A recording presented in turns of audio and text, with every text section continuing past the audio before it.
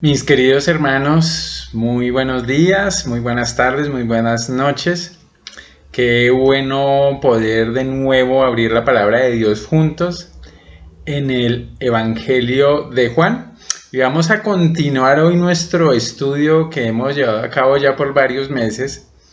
Y después de haber terminado los 12 primeros capítulos del Evangelio de Juan, vamos a entrar a una sección maravillosa que habla de todo lo que el Señor dio, hizo y habló a sus discípulos en el aposento alto, en una reunión muy privada, pero también que nos demuestra el amor del Señor. Y quiero que empecemos el capítulo 13 leyendo los 11 primeros versículos de Juan capítulo 13. Entonces leemos: antes de la fiesta de la Pascua, sabiendo Jesús que su hora había llegado para que pasase de este mundo al Padre, como había amado a los suyos que estaban en el mundo, los amó hasta el fin. Y cuando cenaban, como el diablo ya había puesto en el corazón de Judas Iscariote, hijo de Simón, que le entregase, sabiendo Jesús que el Padre le había dado todas las cosas en las manos y que había salido de Dios y de Dios iba, se levantó de la cena y se quitó su manto y tomando una toalla se la ciñó. Luego puso agua en un lebrillo y comenzó a lavar los pies de los discípulos y a enjuagarlos con la toalla con que estaba ceñido. Entonces vino a Simón Pedro y Pedro le dijo: Señor, ¿tú me lavas los pies? Respondió Jesús y le dijo: lo que yo hago tú no lo comprendes ahora, mas lo entenderás después. Pedro le dijo: no me lavarás los pies jamás. Jesús le respondió: si no te lavare, no tendrás parte conmigo. Le dijo Simón Pedro: Señor, no solo mis pies, sino las manos y la cabeza también. Jesús le dijo: el que está lavado no necesita sino lavarse los pies, pues está todo limpio. Y vosotros limpios estáis, aunque no todos. Porque sabía quién le iba a entregar. Por eso dijo: no estáis limpios todos. Mi hermano, si estamos delante de una porción tremenda. Acuérdese que Juan nos había informado en los primeros capítulos, en el prólogo de su evangelio, que había dos reacciones ante el Señor Jesucristo. Muchos de entre los suyos dentro de Israel no le aceptarían. Dice Juan 1:11 que aunque a los suyos vino, los suyos no le recibieron. Y eso lo vimos en los 12 primeros capítulos del Evangelio de Juan, esa historia trágica de rechazo al Señor. Aunque algunos lo recibieron, mas a todos los que le recibieron, a los que creen en su nombre les dio la potestad de ser hechos hijos de Dios, dice Juan 1:12. A esa manada pequeñita se dedica Jesús en las últimas horas. Acuérdese que estamos ya en la última semana del Señor, antes de la cruz, en un ministerio terrenal privado específico. Entonces, al inicio de este capítulo 13, ya el ministerio de Jesús en sí para Israel, para las multitudes, ha terminado. Él le hizo una invitación final a creer en él. Y después, nosotros lo estudiamos en el versículo 36 del capítulo 12, Jesús se ocultó de ellos. Y lo que vamos a ver en los capítulos 13 al 17 es el ministerio del Señor centrado en los discípulos. Él hizo una demostración práctica de su amor, y es lo que vamos a ver hoy. Por allá en el capítulo 14 les asegura la esperanza del cielo, les garantiza el poder para el ministerio, provisión, les promete el Espíritu Santo, la verdad divina de la palabra de Dios, paz y gozo. Todo eso lo vamos a ver en estos capítulos que sí. Pero hoy, centrados aquí en el capítulo 13, vamos a ver algo bien tremendo. ¿Se acuerda que los discípulos en otros evangelios, en Lucas, en Marcos, nos dice que ellos peleaban por las posiciones de liderazgo en el gobierno que ellos esperaban de Jesús?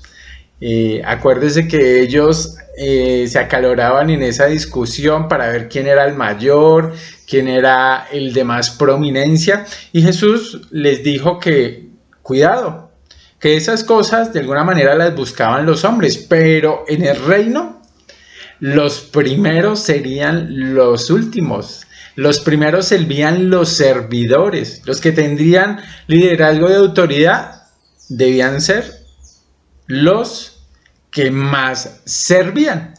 Y el Señor hoy nos va a hacer una demostración de un servicio muy especial. En el Antiguo Testamento el servicio era ejercido por el sacerdocio. Y ahora en el Nuevo Testamento vemos que todos los creyentes tenemos un sacerdocio real. Y la primicia, si se puede decir así, de ese sacerdocio es sin lugar a dudas el Señor Jesucristo. Ya le quedaba poco tiempo al Señor en su ministerio, pero Él quería enseñarles que el camino de la gloria, el camino del reino es a través del servicio y no a través ni de la posición ni de la autoridad.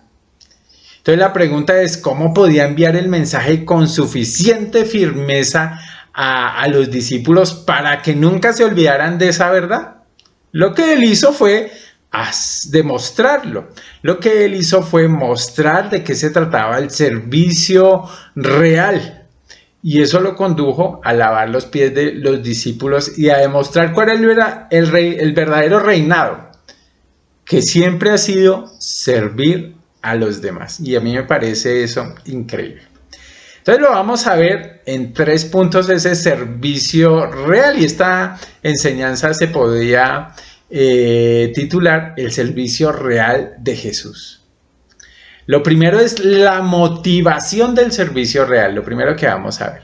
Lo segundo es la demostración del servicio real, y vamos a ver también el requisito para el servicio real. Entonces, la motivación, la demostración y el requisito para el servicio real. Y mis hermanos, el evangelista comienza esta sección ubicándonos en el tiempo. Nos dice el versículo 1 que antes de la fiesta de la Pascua, ya nos ubica en el tiempo y nos empieza a describir una serie de acciones de Jesús. Y figúrese que son una serie de acciones que nos reflejan la motivación de Jesús para el servicio real. Todo este evento sucedió justo antes de la Pascua. Y fíjate que esa motivación por el servicio real tiene 3 cosas. Él hizo 3 cosas que hicieron que lavara los pies de los discípulos y demostrara la soberanía real del servicio y del ministerio. Lo primero que vemos ahí, fíjese en el versículo número 1, es que antes de la fiesta de la Pascua, Jesús sabía que su hora había llegado para que pasase de este mundo al Padre. Él reconoció el tiempo de Dios, él reconoció que había un tiempo que ya se estaba terminando, él reconoció, y fíjese que pronto él iba a morir en la cruz y le quedaba poco tiempo. Entonces lo que quería enseñarle a los discípulos debería ser enseñado en ese momento, porque pronto no quedaría tiempo. Y el Señor nos demuestra ahí que era un excelente administrador del tiempo y que estaba sujeto al Padre. Nosotros ya hemos estudiado eso en cuanto en qué momento hacer las cosas. Acuérdese que muchas veces cuando el Señor iba a ser capturado o iba a ser apedreado, Él dijo, todavía no es la hora. Junto a su madre en el capítulo 2 de Juan vimos que él, estando en las bodas de Caná, le dijo a su mami, todavía no ha llegado mi hora, pero ya la hora se estaba acercando, ya la hora estaba cerca. Lo segundo que vemos es que él amaba a los suyos, y ese versículo es supremamente espectacular. Dice aquí en el versículo 1, como había amado a los suyos que estaban en el mundo, los amó hasta el fin. Esa descripción es magnífica del amor. Él amaba a los suyos. Claro, ama a todos los creyentes del Antiguo Testamento. El Señor ama a las huestes celestiales, a todos los ángeles, ama inmensamente al Padre, pero aquí nos está hablando de un amor específico, del amor de los que en ese momento estaban en el mundo, y sabemos que nos ama hasta el fin. Y eso quiere decir y nos habla mucho del plan perfecto del Señor. Cristo ama al mundo. Por eso en ese momento se ve obligado a hacer lo que fuera necesario para ilustrarles, para darles una ilustración bien hermosa de lo que significaba el servicio. Y en el versículo 2 lo que vemos es que también hay otro factor de motivación, el tercero, y es que el Señor, dice, cuando cenaban, como el diablo ya había puesto en el corazón de Judas Iscariote, hijo de Simón, que le entregase, el Señor conocía a su enemigo y sabía que el enemigo estaba por atacar y traicionarlo a través de Judas. Tenía que actuar antes de que el enemigo atacara. Había que fortalecer, fortificar a los discípulos, demostrarles e enseñarles de inmediato. Una vez que el enemigo atacara, bueno, sería demasiado tarde. Y el Señor utilizó esos ataques del enemigo, aún que Pedro fuera zarandeado, para enseñar buenas lecciones. Acuérdense que Pedro más adelante, cuando él se da cuenta del tamaño de la traición que había tenido con Jesús, recordó todas las palabras que el Señor había dicho en este evento, en el evento del Sermón del Monte. Y por eso finalmente él se da cuenta de que su firmeza espiritual no era tan fuerte como él realmente creía. Y mira que estas son 3 lecciones para nosotros. Las mismas 3 cosas deberían impulsarnos a cada uno de nosotros a servir y hacerlo ahora. Lo primero es que sabemos que estamos en una hora dentro del plan de Dios. Sabemos que ha llegado la hora. La hora siempre es corta. Nosotros estudiamos en Juan, por ejemplo, 4:34, que Jesús dijo: mi comida es que haga la voluntad del que me envió y acabe su obra. Y acabe su obra. Entonces, el Señor era consciente de esa realidad y, hermanos, nosotros también debemos ser conscientes, como dice Efesios por allá 5:16, que debemos aprovechar bien el tiempo, porque los días, ¿cómo son? Los días son malos. Colosenses 4:5 también nos lo ratifica Pablo, dice: andemos sabiamente para con los de afuera, redimiendo el tiempo. Redimiendo el tiempo. Entonces aquí hay una lección que tiene que ver con estar continuamente dependiendo del tiempo del Señor en todo lo que hacemos, así como lo hizo el Señor. Lo segundo es que, aplicable también a nosotros, una motivación para el servicio es no el amor por mí mismo, no mi autoamor, sino amar a los nuestros, amar a los suyos, dijo el Señor, aquellos por quien es responsable el creyente. Y claro, somos responsables no solamente por nuestra familia, no solamente por las personas que están cerca de nosotros, también somos responsables por los hermanos. Y el Señor aquí demostró ese amor. Dice que la motivación para lo que iba a hacer era que los había amado hasta el fin. En Juan 15:9 lo vamos a ver, dice que como el Padre me ha amado, así también yo os he amado, permaneced en mi amor. Y ese es el amor que cada uno de nosotros refleja. Ese es el amor que cada uno de nosotros puede compartir con otros. No nuestro propio amor, porque en sí mismos, mis hermanos, nosotros no somos una fuente fiable de amor. Nuestro amor está contaminado por el pecado. Necesitamos un amor puro, transparente, como el amor del Señor, que se refleje en nosotros. Dice 2 Corintios 5:14 al 15, que hay un amor que nos obliga, que nos constriñe, porque el amor de Cristo nos constriñe. Pensando esto, que si uno murió por todos, todos murieron y por todos murió, para que los que viven ya no vivan para qué, para sí, sino para aquel que murió y resucitó por ellos. Entonces, fíjate que es el amor de Cristo, ahora que somos creyentes, el que nos motiva, nos obliga a ya no vivir para nosotros, porque en el servicio muchas veces se mezcla la intención de ser tal vez reconocido, alabado, animado, y la verdadera motivación del Señor fue al amor por otros, y esa, sin lugar a dudas, es una motivación pura para cada uno de nosotros y la debemos buscar. Y lo tercero, ejemplo para nosotros, es conocer al enemigo. El Señor conocía que el enemigo tenía un plan y que iba a atacar en cualquier momento. Y fíjese que eso pasa constantemente en la vida del creyente. Acuérdese de Santiago 4:7 que dice que debemos someternos al Señor, resistir al diablo y huirá de vosotros. Y el principio es someterse al Señor para poder resistir al diablo y que Él huya. Primera de Pedro 5:8 nos dice que seamos sobrios y velemos porque nuestro adversario el diablo, como león rugiente, anda alrededor buscando a quien devorar. Y el que no está alerta, el que no está velando, el que no está consciente del enemigo, pues va a caer en las garras del enemigo. Dice ahí mismo en versículo 9, al cual resistid firmes en la fe, sabiendo que los mismos padecimientos se van cumpliendo en vuestros hermanos en todo el mundo. Es una realidad de todos los creyentes. Mis hermanos, los mismos hechos que impulsaron al Señor también debían impulsarnos a nosotros a pegarnos a un servicio trabajando todo el tiempo, persistiendo y perseverando.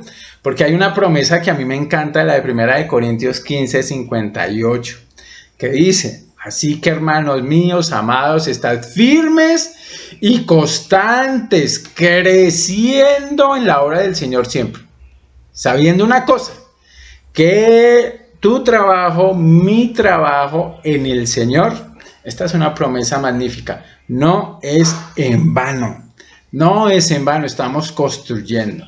Entonces, esas motivaciones que tuvo Jesús, también las debemos tener nosotros. Y lo segundo, mis hermanos, que vamos a ver, después de ver la motivación, es la demostración del servicio real. Vamos a estar mirándolo en los versículos 3 al 5. Y fíjate que esta es una demostración extrema. El servicio del Señor fue real porque lo llevó a cabo Jesucristo, el mismo Hijo de Dios. Él y solo Él es el Señor de los señores. Él y solo Él es el Rey de reyes. Entonces, como lo mencionamos, ese énfasis lo hacía Jesús. Leamos el versículo número 3. Dice: sabiendo Jesús que el Padre le había dado todas las cosas en las manos y que había salido de Dios y a Dios iba. El Señor nos dice aquí tenía claro algo. Él, en la Nueva Traducción Viviente, la tengo aquí, nos dice el versículo 3. Fíjate lo que dice. Jesús sabía que el Padre le había dado autoridad sobre todas las cosas y que había venido de Dios y regresaría a Dios. Entonces, él sabía exactamente, mis hermanos, quién era él. Sabía que había venido del Padre, sabía que tenía una misión, sabía que el Padre había entregado todas las cosas, absolutamente todas las cosas en sus manos, todo el poder, toda la autoridad, la gloria, el honor, todos los seres del cielo, todos los seres de la tierra, toda la administración, todo el gobierno, toda la responsabilidad de salvar. Y aunque, fíjese, Jesús sabía que había venido de Dios, conocía su esplendor, sabía que iba a regresar a Dios, sabía absolutamente el plan, cómo se iba a desarrollar, sabía que iba a asumir una posición de honor, exaltado en la gloria, exaltado en el gobierno, sabía que iba a tomar su lugar a la diestra de Dios en el mundo muy pronto, como nos lo relata ese poema magnífico de Filipenses 2:5, que fue exaltado hasta lo sumo. Pero advirtamos una cosa: Él, que era el Señor de señores, que era el Rey de reyes, que era Dios de todo lo que existe, dejó a un lado sus vestiduras y comenzó a lavar los pies de estos hombres. El que era maestro se convirtió en un esclavo. El que era señor tomó el ministerio de humillación. Él, como superior, tomó un lugar, digámoslo así, inferior, y de soberano se convirtió en un súbdito. Y vemos ahí la humillación del Señor, la humillación en el sentido teológico, claro, positivo. No es que el Señor estuviera derrotado, no, Él seguiría siendo Dios aún en la cruz. No es que el Señor perdiera la batalla, por el contrario, la cruz fue el medio para ganar la batalla, para destruir el pecado, la muerte. Y aquí no lo demostraba, eligió el acto más extremo culturalmente posible para demostrar que hay realeza en el servicio y en el ministerio. ¿Por qué digo que es el acto cultural más extremo? Hermanos, en la Palestina, en ese sector caluroso, desértico, polvoriento, la mayoría de las personas usaban sandalias y sus pies se ensuciaban mucho en los caminos. Entonces cada casa tenía una pequeña alberca donde la gente llegaba, y en la mayoría de los hogares judíos, aún los hogares pobres, no era algo exclusivamente de los hogares acomodados, al entrar a la casa de una persona, pues los pobres ellos mismos se lavaban sus pies, pero los ricos tenían un sirviente disponible para que lavara los pies. Y ese sirviente, de alguna manera, entre todos los sirvientes, entre todos los esclavos, era el de menor categoría, el que lavaba los pies. Era un sirviente o esclavo que no tenía ningún tipo de derechos. Estaba el Señor demostrando la ruta del servicio de realeza. Él estaba lavando los pies de sus discípulos. Entonces, el camino a la realeza es el servicio. El camino a la grandeza es el ministerio. El camino al poder es la humildad, mis hermanos. El camino al gobierno es dar y servir. Y nos lo está demostrando el Señor. Acuérdese que los discípulos peleaban y discutían por las posiciones de liderazgo. Y el Señor aquí está demostrando totalmente lo contrario, que el que sirve, el que se esfuerza y tiene motivaciones puras para servir, de alguna manera es el del servicio más agradable delante del Señor. Y el Señor nos lo había dicho: mi comida es que haga la voluntad del que me envió, otra vez, y acabe su obra. La pregunta es, ¿esa es nuestra comida? Hacer la voluntad del Señor y acabar su obra. Y podemos decir que el Señor tiene obras específicas para cada uno de nosotros. Si usted es mamá, tiene una hora que acabar con esos hijos, si están chiquitos, para criarlos, si están más grandes, para apoyarlos y guiarlos y orar por ellos. Si usted es esposa, una hora y acabar con su esposo, con su marido, porque usted es la herramienta de Dios en la vida de él. Y los maridos somos la herramienta de Dios en la vida de nuestras esposas. En la vida de nuestras esposas. Entonces, mis hermanos, eso es bien importante. El Señor nos había dicho en Mateo 20:28, el Hijo del Hombre no vino para ser servido, sino para servir y para dar su vida en rescate por muchos. Por muchos. Y en Filipenses, que lo citábamos hace un momento, también antes de los versículos de ese poema magnífico, nos dice que nada hagamos por contienda o por vanagloria, antes bien con humildad, estimando cada uno a los demás como superiores a él mismo, no mirando cada uno por lo suyo propio, sino cada cual también por lo de los otros. Hermanos, estas reglas son muy, muy superiores a las del Antiguo Testamento. El Antiguo Testamento no pedían la ley. A veces pensamos que la ley del Antiguo Testamento es dura. No, es la del Nuevo Testamento, de alguna manera más retadora para nosotros. Que usted ame a su hermano, aún a su enemigo, y le sirva, no buscando lo suyo propio, sino cada cual lo de los otros. Ese es un reto tremendo para nosotros. Y lo que el Señor nos está mostrando es que Él asumió ese reto hasta la muerte, y muerte de cruz. Y cada uno, mis hermanos, está en esa tarea. Entonces, lo que nos dicen los versículos 4 y 5 simplemente es la ejecución de esa demostración. Lo leo en Nueva Traducción Viviente. Así que se levantó de la mesa, se quitó el manto, se ató una toalla a la cintura y echó agua en un recipiente. Luego comenzó a lavarles los pies a los discípulos y secárselos con la toalla que tenía en la cintura. Quiero que se imagine esa escena tan tremenda. El Señor fue sumamente práctico. Sabía lo que necesitaba, sabía de qué manera hacerlo, y se dispuso a ser el Rey de Reyes haciendo la obra del servicio real, la obra de sacerdocio real con los discípulos. Hermanos, el ejemplo es para nosotros. Lo tercero que vamos a ver es el requisito del sacerdocio real. Fíjese que para servir en ese servicio real es necesario antes ser lavado y limpiado. Lo que sucedió ahora fue muy crítico porque el Señor, ya vimos, estaba dando un ejemplo para que cuando el Señor partiera, cuando el Señor se separara de alguna manera de ellos siguieran haciendo lo mismo. Él simplemente estaba dando el primer gran ejemplo, pero se necesitaba que ellos fueran limpios. Entonces aquí vamos a ver un significado profundo, simbólico, de lo que es la limpieza por la sangre del Señor Jesucristo. En el versículo número 6, dice que cuando se acercó a Simón Pedro, este le dijo: Señor, ¿tú me vas a lavar los pies a mí? Y Jesús le contesta: ahora no entiendes lo que hago, pero algún día lo entenderás.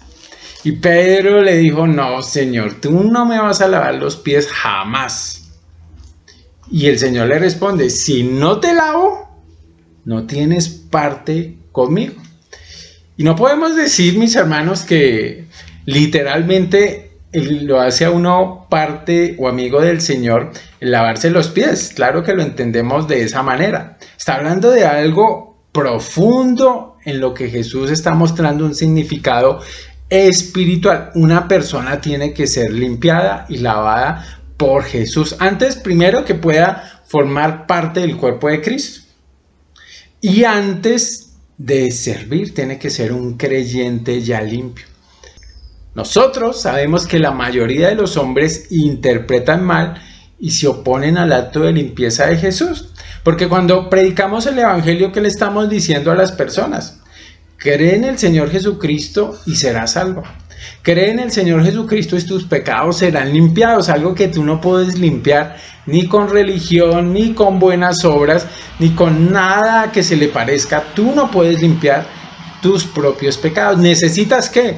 La limpieza de la sangre del Señor Jesucristo. Entonces, mis hermanos, no hay excusa para no comprender lo que estaba haciendo Jesús. En Hebreos 9:14 nos dice que cuanto más la sangre de Cristo tiene mucho más valor que cualquier otra cosa, que mediante el Espíritu Eterno se ofreció a sí mismo sin mancha a Dios, limpiará vuestras conciencias de obras muertas para que sirváis al Dios vivo. Es la sangre de Cristo la que limpia mucho más que sacrificios de animales o rituales religiosos de cualquier índole. Es el Señor Jesucristo el que limpia. Entonces, cuando Pedro se sometió al Señor finalmente, tal vez en ese momento él no entendía lo que estaba pasando. Pedro se somete al Señor cuando él le dice: oye, si no te lavo, no tienes nada conmigo. Entonces él, de una manera aparentemente muy jocosa, dice: entonces lávame también las manos y la cabeza, Señor, no solo los pies, exclamó Simón Pedro. Pero detrás de eso que aparentemente parece chistoso, hay algo bien especial. Hermanos, el lavado y la limpieza son profundos.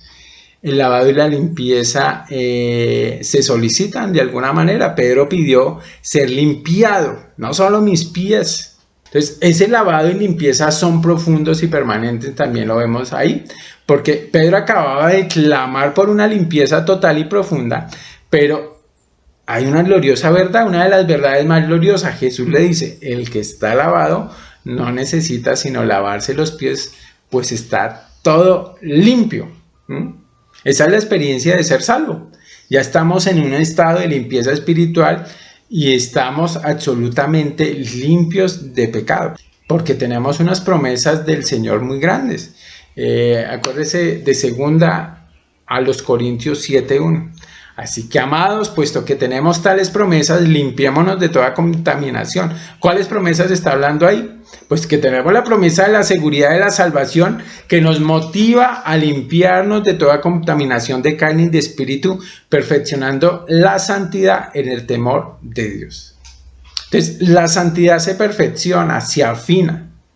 El Señor ya le ha dado esa capacidad a cada uno de ustedes y a mí como creyente, de perfeccionar la santidad en el temor del Señor. ¿De qué manera? Hermanos, 1 de Juan 1:9. Si confesamos nuestros pecados, Él es fiel y justo para perdonar nuestros pecados y limpiarnos de toda maldad. Pero aquí en el último versículo, en el versículo 11, hay algo para tener en cuenta, mis hermanos. Porque lavar y limpiar no son automáticos, ni vienen por simplemente decir yo soy cristiano, o yo soy creyente, o yo he recibido a Jesús. Hay muchas personas que afirman eso, que dicen andar con Dios, como andaba Judas con el Señor en su tiempo, pero no son limpiados. Y no se logra de una manera simplemente por asociación automática, por ósmosis, esa limpieza.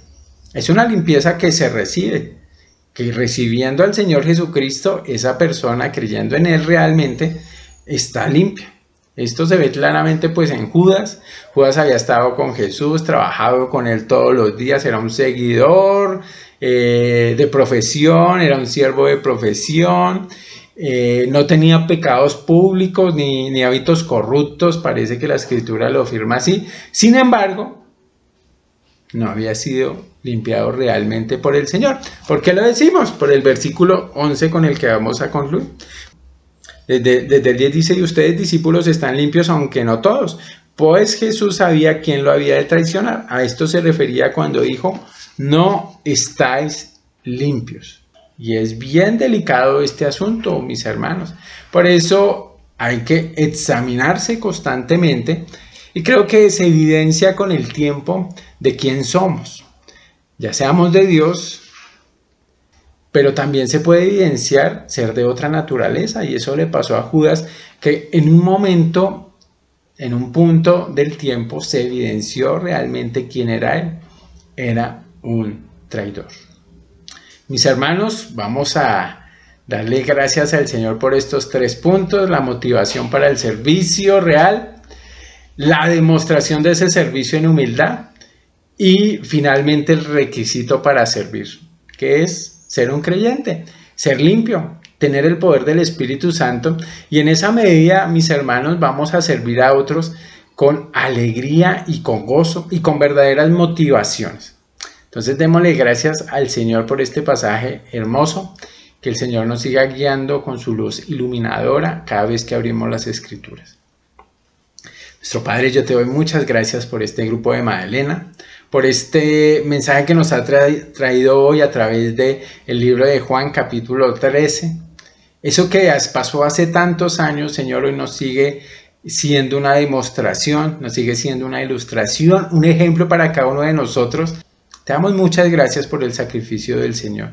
Y lo que te pedimos es, como leíamos hoy, que podamos constantemente estar evaluando, Señor, y estar yendo al trono de la gracia para obtener misericordia, Señor, porque todos los días, Señor, muchas veces pecamos y necesitamos una limpieza, no para salvación, porque tu escritura dice que ya hemos sido limpiados totalmente y que si morimos hoy nos podemos presentar delante de tu trono limpios, no por nuestra buena manera de vivir o hacer las cosas, sino porque Jesús nos limpió completamente. Te damos muchas gracias. Ponemos delante de ti nuestra reunión, Señor, para compartir estas verdades, Señor. Ponemos, Señor, agradecidos este resto de tiempo en tus manos. Amén. Pues mis hermanos, muchas gracias. Vamos a reunirnos el viernes y a compartir lo que el Señor les haya también mostrado en estos versículos hermosos. Un abrazo para todos. Chao.